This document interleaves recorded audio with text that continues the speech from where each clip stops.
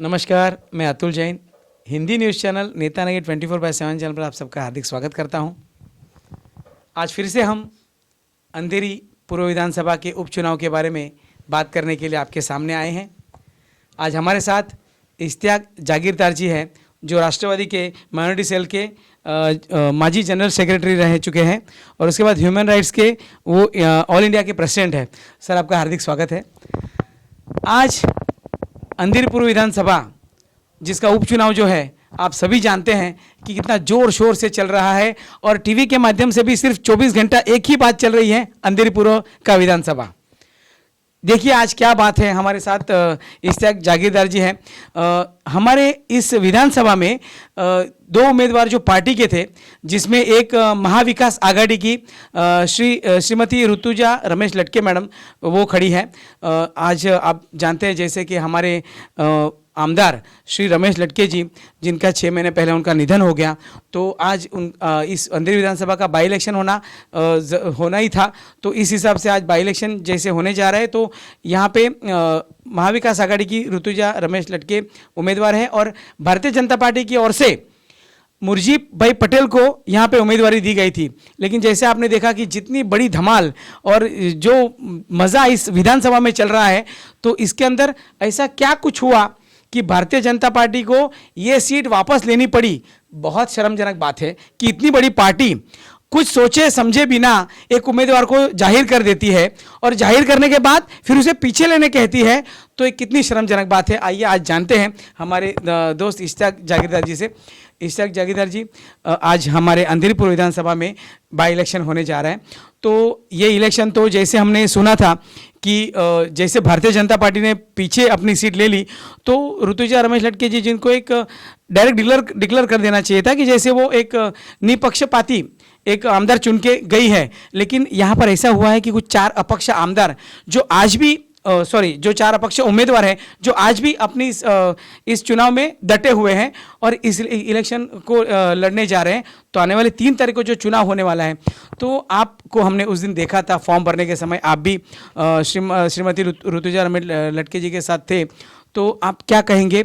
आपका महाविकास आघाड़ी का उम्मीदवार चुनाव लड़ने जा रहा है, चुनाव तो जीत ही चुका है, सिर्फ कहना बाकी रह गया है, लेकिन फिर भी ये चुनाव होने जा रहा है, क्या कहेंगे आप?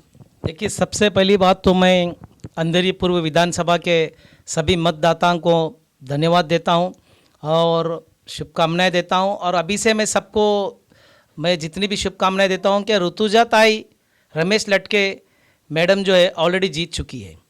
मैं आपको अंदर की बात बताना चाहता हूं। और जो सहानुभूति भारतीय जनता पार्टी ने दिखाई या मनसे ने दिखाई, अच्छी बात है, ऐसा सहानुभूति महाराष्ट्र के हर उम्मीदवार के लिए दिखाना चाहिए। मगर ये सहानुभूति अगर ये लोगों ने 1 महीना पहला दिखाई देते या फॉर्म भरने के समय पर दिखाई देते, तो पूरी जनता की सहानुभूति मनसे और भारतीय जनता पार्टी के साथ में होती। मगर इनके जितने भी वरिष्ठ नेताओं ने एक स्टडी किया और जो मुंबई के अध्यक्ष थे भारतीय जनता पार्टी के आशीष शेलार जी, इन्होंने पूरी मेहनत जी तोड़कर लगा दी थी। मैं आपको बताना चाहता हूं कि जब शिवसेना के रमेश लटके जी 3 बार नगर सेवक वहां पे 95 के बाद रह चुके हैं, 2 बार आमदारगी, मतलब एक बार वो जीत गए, दूसरी बार उनका निदान हो गया, वो भी आमदारी थे। और इस बार ऋतुजा ताई रमेश लटके मैडम कई बहुमतों से जीत के आए थे। ऐतिहासिक जीत वो दर्ज कराने जा रही है और दर्ज हो जाती थी। Bharatiya Janata party, RSS, Republican party of India और मनसे, इनके पूरे नेताओं ने एक स्टडी किया और देखा कि ये जीत अगर हो जाती है, आने वाले मुंबई के महानगर पालिका के अंदर महाविकास आघाड़ी सरकार, महानगर पालिका का मेयर ये राष्ट्रवादी कांग्रेस पार्टी, शिवसेना और कांग्रेस का बनने जा रहा है। तो इसलिए बेहतर यही होगा कि जनता की सहानुभूति लेने से अच्छा, अभी इन्होंने क्या खेल खेला पता नहीं। एक पत्र आया मनसे के प्रमुख की तरह से और उसके बाद इनको एक बातें करने का मौका मिला और इन्होंने एक मदद करने की सहानुभूति का काम किया। हम ठीक है, ये बात को मैं मानते हैं, मगर सबसे पहले इनको फॉर्म भरने से पहले कदम उठाना चाहिए था। दूसरी बात, जो मुर्जी पटेल जो खड़े हुए थे, इन्होंने इससे पहले 45,000 कुछ वोट लिया था। Yes. और वो भी उन्होंने अपने बल पर, उनके पीछे सिर्फ सपोर्ट था भारतीय जनता पार्टी का। मगर इस बार मैं बताना चाह रहा हूं कि उनके भी लोगों ने सर्वे कर चुके होंगे, और देखे, मैं कहता हूं कि 25,000 से ऊपर वो जीत दर्ज नहीं करा पाते, क्योंकि वोटिंग नहीं ले ऋतु जताई, पाते, बिल्कुल, 25 के ऊपर वोट नहीं ले पाते। 25,000 के ऊपर वोट नहीं ले पाते थे। ये सभी लोगों की एक आंकड़ा बताया जा रहा था, क्योंकि मैं जब फॉर्म भरने जा रहा था उस वक्त ऋतु जताई काफ़ी मायूस थी और काफ़ी जगह से बहुत परेशानी आ रही थी। लेकिन जहाँ की गणित बता रहे थे, खुद भारतीय जनता पार्टी के कार्यकर्ता और कई एनजीओ के कैसे ग्रुप थे, सब चर्चा चल रही थी। तो अंधेरी पूर्व विधानसभा के अंदर आपको बताने जाता हूँ कि कई सोसाइटीज़ है, कई एनजीओज है, कई संगठन है, कई संस्था है, कई मंडल है, हर एक के प्रमुख यही कह रहे थे कि इस बार हम इस ऋतुजाताई मैडम को जिताने वाले हैं। वो शिवसेना की बात नहीं कर रहे थे, वो ऋतुजाताई को एक सहानुभूति दिखाई जा रही थी। और ये सर्वे उनको भी पता चल गया, उसी दिन पता चल गया। अगर उसी दिन भी वो फॉर्म पीछे लेते तो एक सहानुभूति उनके साथ में हो जाती। मगर बाद में इन्होंने 3-4 दिन के अंदर मौका देखा और समझ गए कि ऋतुजाताई जीत रही है और भारी बहुमत से जीत रही है और एक ऐतिहासिक जीत वो दर्ज करने जा रही है। उसको रोकने का काम है कि एक ही है कि हम भी सहानुभूति ली जाए, और इसलिए फॉर्म 17 तारीख को पीछे लेने का काम किया गया, आखिरी तारीख थी। और दूसरी बात, जो छोटे मोटे पक्ष के लोग हैं, छोटे मोटे, उन्होंने उस वक्त कुछ समझ नहीं पाए, कई लोगों ने पीछे ले नहीं पाए। मगर 3 तारीख को चुनाव होगा और मतदाता को मतदान करना होगा। उस वक्त एक चीज़ याद रखना है कि अब जो चुनाव चिन्ह है वो शिवसेना का, महाविकास आघाड़ी का जो भी सहयोगी है, हमने शिवसेना को किया हुआ है, वो है मशाल। क्योंकि कंफ्यूज ये हो गया था कि काफ़ी इनका जो निशानी थी वो धनुष बाण था, तो धनुष बाण की वजह से कन्फ्यूजन होगा, इसके लिए अब वो ध्यान में रखना है और मशाल पर मत देकर ऋतुजाताई को जिता कर लाना है। और ऋतुजाताई जीत रही है। फिर भी ऐसा होता है कि छोटे लोगों को भी एकदम नज़रअंदाज नहीं किया जा सकता, तो थोड़ा नज़र रखकर 3 तारीख को अंधेरी पूर्व विधानसभा के मतदाताओं से हमारी विनती है, महाविकास आघाड़ी की तरफ से, राष्ट्रवादी कांग्रेस पार्टी की तरफ से, कांग्रेस की तरफ से और शिवसेना की तरफ से और मानव अधिकार से भी संस्था, मंडल, एनजीओ जितने भी है, सबकी तरफ से ऋतुजाताई की जो निशानी है मशाल पर वोट देकर उनको बहुत संख्या मतों से जिताना है। दूसरी बात मैं आपको बताना चाहता हूँ, मैंने क्यों कहा कि मुरजी पटेल 25,000 के ऊपर नहीं जा पाते, क्योंकि पिछली बार वहाँ पर जो कैंडिडेट थे कांग्रेस के, उन्होंने भी 28,000 मत लिए थे। प्लस अंधेरी पूर्व के जो कैथलिक समाज के लोग हैं, क्रिश्चियन समाज के लोग हैं, बुद्धिस्ट समाज के लोग हैं, दलित समाज के लोग हैं, और सबसे बड़े उसके बाद मराठा समाज के, और उसके बाद कोई था तो मुस्लिम समाज के लोग, सब ने एक ही मन बनाया था। क्योंकि कांग्रेस और राष्ट्रवादी जहां पर जाती है तो वहां सभी समाज, सबका एक साथ और सब मिलकर उस महिला को, ऋतुजाताई को जिताने का विचार बनाए थे। और यही बात मैं आपको आज चैनल के माध्यम से बताना चाहता हूं कि ऋतुजाताई मैडम जीत चुकी है। महाविकास आघाड़ी सभी का उनको सहयोग है, क्योंकि हर पार्टी उनके लिए खड़ा है, हर लोग उनके लिए खड़ा है। और ऐसा ही महाराष्ट्र में होना चाहिए।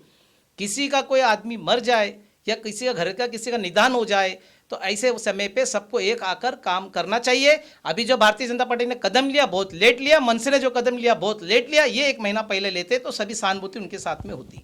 आपने बहुत बड़ी बात कही इश्तियाक जी, कि जैसे सहानुभूति के विषय पे हम देखते हैं तो इस बार कैसे हुआ कि इनको, आपने जैसे कहा कि भारतीय जनता पार्टी को अपनी हार नज़र आने की वजह से उन्होंने पीछे लिया, तो जैसे कि अब हम देखते हैं कि इलेक्शन कमीशन जो होता है वो तो इलेक्शन डिक्लेयर कर देता है, क्योंकि उनको इलेक्शन डिक्लेयर करना होता ही है। लेकिन आप क्या चाहेंगे इसके बाद, क्या एक मैसेज देना चाहेंगे? आप नेशनल लेवल पर काम कर चुके व्यक्ति हो, तो आप क्या कहना चाहेंगे कि जहाँ पर सहानुभूति का विषय हो तो बिना सोचे समझे, कितने भी पक्ष में दुश्मनी हो, तो किस तरह एक आकर इस विषय को लेना चाहिए, आप आज बता दीजिए, क्योंकि भाजपा के माध्यम से बहुत बड़ी गलती हो चुकी है। देखिए, बहुत अच्छी बात आपने कहा, ऐसा होना चाहिए था। भाजपा ने कदम उठाया, मनसे ने कदम उठाया, लेकिन बहुत समय देर हो चुकी थी, बहुत लेट हो चुका था। और यही कदम वो 1 महीना पहले उठाते, आज पूरी महाराष्ट्र की जनता की सहानुभूति उनके साथ में होती। लेकिन इज्जत बढ़ जाती, यस, इज्जत बढ़ जाती है। और लोगों को लगता भी था कि एक महिला की वजह से, क्योंकि भारतीय जनता पार्टी को छोटी पार्टी नहीं है, नेशनल पार्टी है, और वो इस तरह से कदम जल्दी उठाती नहीं है। कदम उठाने के पीछे सोचना पड़ा कितनी बड़ी राजनीतिक होगी, क्योंकि मुंबई महानगर पालिका खड़ा है, अभी 1-2-3 महीने का मुंबई महानगर पालिका चुनाव होने वाला है, और ये सब चुनाव का खेल है। और ऋतुजा मैडम जीत रही थी, तो इसलिए उनको पता चल गया। अगर ये कदम फॉर्म भरने से पहले लिया जाता तो पूरी सहानुभूति होती। मगर फिर भी जो कदम उठाया गया, मैं ये भी कहूँगा कि जो कदम उठाया ठीक है,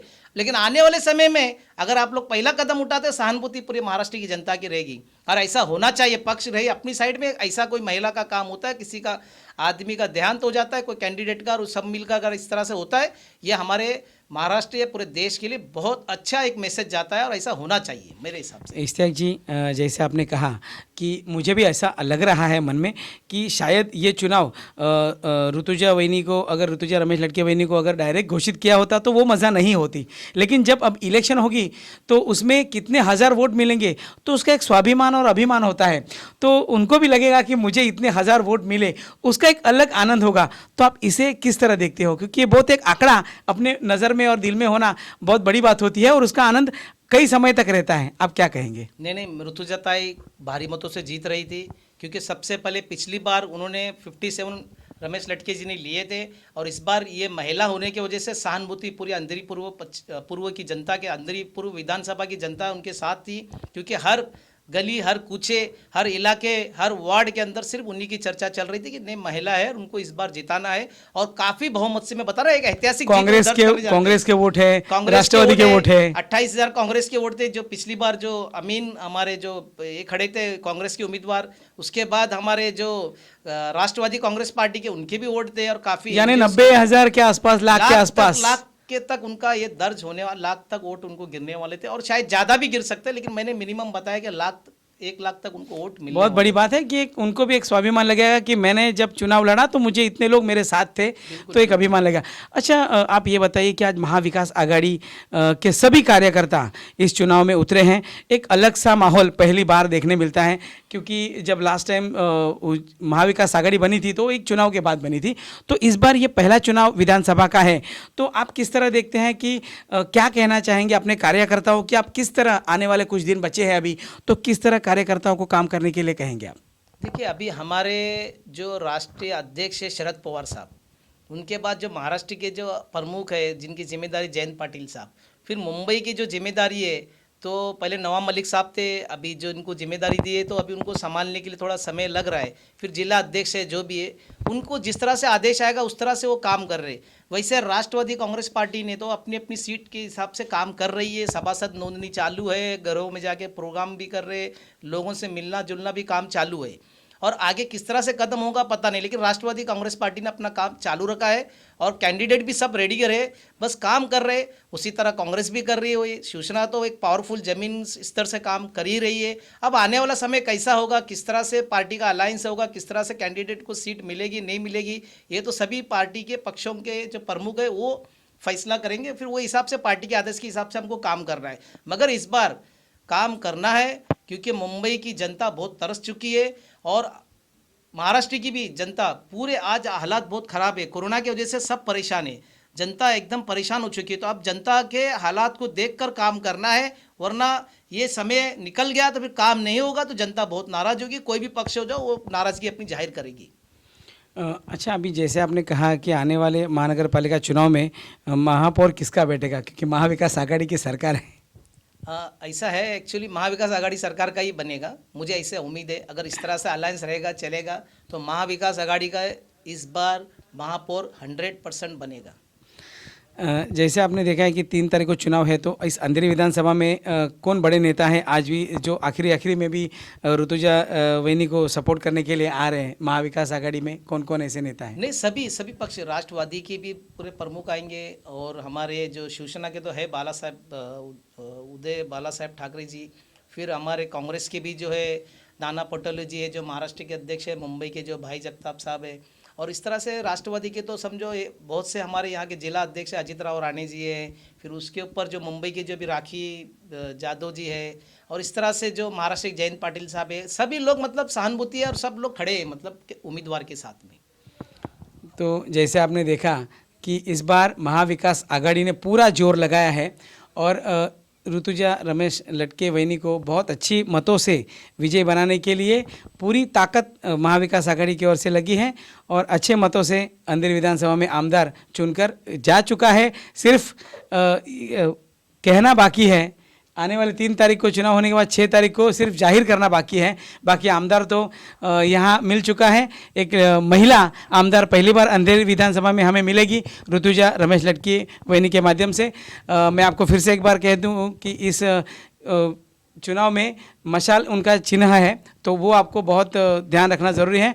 और बाई इलेक्शन होने की वजह से लोग इंटरेस्ट नहीं लेते मतदान करने के लिए, लेकिन मैं ज़रूर कहूँगा कि अच्छे वोट डालने के लिए आपको सबको उतरना चाहिए। मतदान करना हमारा जन्मसिद्ध अधिकार है और वोटिंग करना हमें बहुत ज़रूरी होने की वजह से आप सब लोग पहले वोटिंग कीजिए, फिर अपना अपना काम कीजिए। Thank you. मैं अतुल जैन, हिंदी न्यूज़ चैनल नेता 24/7। थँक्यू। शिवसेनेचा अधिकृत आणि म्हणून शिवसेनेने संदीप नाईक यांची उमेदवारी दिलेली आहे. परंतु ही उमेदवारी ज्या वेळेला ऋतुजाताईंचा फॉर्म योग्य होईल उद्या स्क्रुटिनीमध्ये, त्यानंतर ताबडतोब दिली जाईल.